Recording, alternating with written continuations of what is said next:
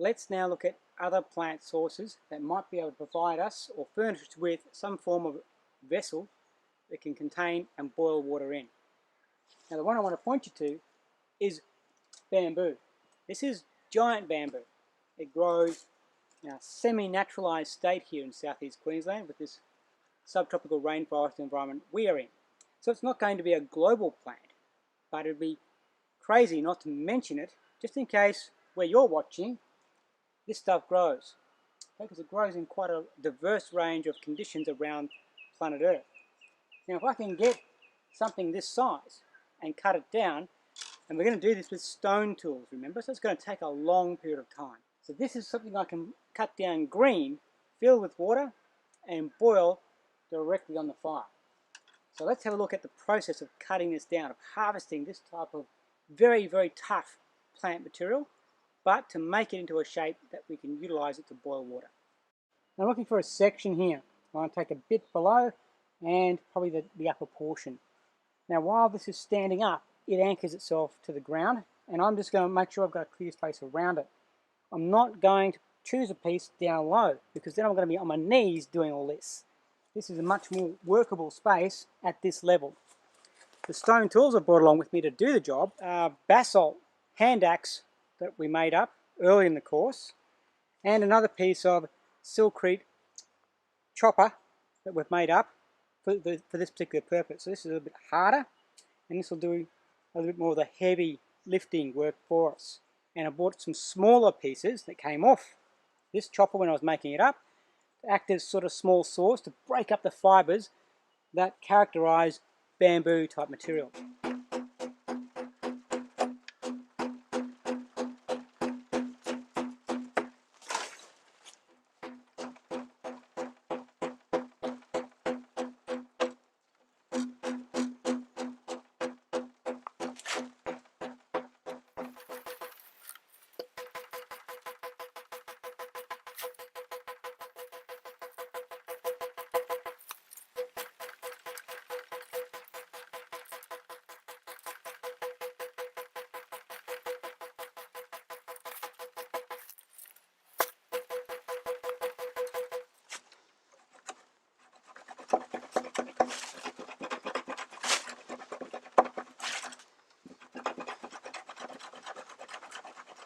If you've noticed, we've been using this at two different angles.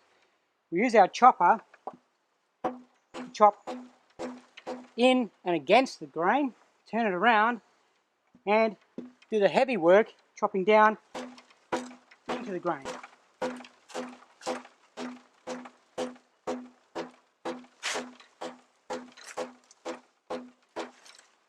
And now I've used this small saw just to break this off.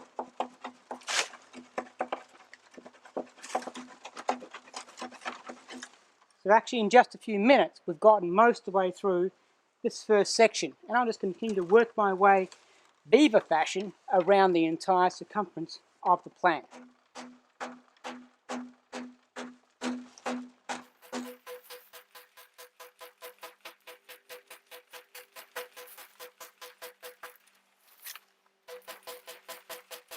I don't know if you can see it there, but we're actually now all the way through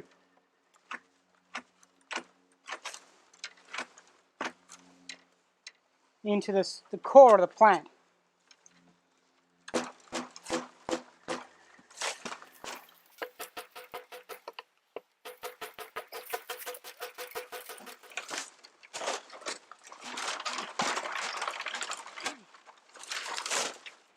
Has taken a fair bit of effort. Now that's something we've got to keep in mind, certainly when it comes to what time of day would I choose to do this type of work. In the jungles and the tropical and subtropical areas where this type of plant is endemic, it's going to be humid well into the early evening. So I'd probably want to be doing this early morning, late afternoon. So I'm going to continue to break this bit off. There's actually water in the bottom of this, which I'm going to drink, because bamboo also contains water a lot of the time.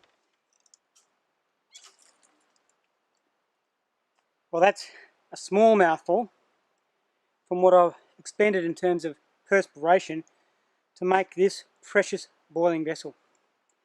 So all done with rock tools that we've made. It's taken me a little over half an hour. I thought it was going to take me a lot longer than that, because I looked at the size of this material and I thought that's almost half an inch thick on the walls. And I thought it'd take a lot longer to get through those thick fibres you can see there. Keeping in mind we're just abrading downwards and upwards, chopping a wedge shape into the fibres that make up the actual plant material itself. The bottom, same deal, just had to bash that free, and now I've left a partition here. So in the top section of that I've got my boiling vessel, which I'll apply directly to the fire that way and boil. Now, I'd make up as many of those as I had the energy and the need to do so. So let's go away, boil some water, have a cup of tea and rehydrate ourselves with available surface wild water.